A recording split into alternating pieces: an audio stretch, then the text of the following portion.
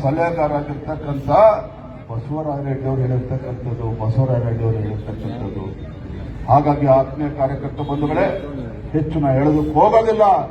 ಇಂಥ ದರಿದ್ರ ಜನ ವಿರೋಧಿ, ಬಡವರ ವಿರೋಧಿ, ರೈತ ವಿರೋಧಿ ಕಾಂಗ್ರೆಸ್ ಸರ್ಕಾರವನ್ನ, ಹಿಂದೂ ವಿರೋಧಿ ಕಾಂಗ್ರೆಸ್ ಸರ್ಕಾರವನ್ನ ತೊಲಗಬೇಕು, ಇವ್ರನ್ನ ಓಡಿಸ್ತಕ್ಕಂಥ ಕೆಲಸ ಮಾಡಬೇಕು.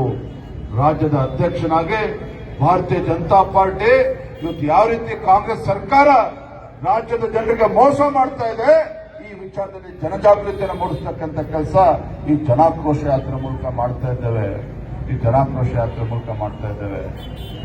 ತುಂಬಾ ಸಂತೋಷ ಆಯಿತು. ಯಾಕಂತ ಹೇಳಿದ್ರೆ ಇವತ್ತು 7ನೇ ತಾರೀಕು ಮೈಸೂರಿನಲ್ಲಿ ತಾಯಿ ಚಾಮುಂಡೇಶ್ವರಿಗೆ ಪೂಜೆಯನ್ನು ಸಲ್ಲಿಸಿ ಅವತ್ತಿನಿಂದ ಪ್ರಾರಂಭ ಆಗಿರ್ತಕ್ಕಂಥ ನಮ್ಮ ಈ ಒಂದು ಜನಾಕ್ರೋಶ ಯಾತ್ರೆ ಇವತ್ತು ಬಿಜಾಪುರದಲ್ಲಿ ಒಂದು ಐತಿಹಾಸಿಕ ಸುಮಾರು 15-20 ಸಾವಿರ ಸಂಖ್ಯೆಯಲ್ಲಿ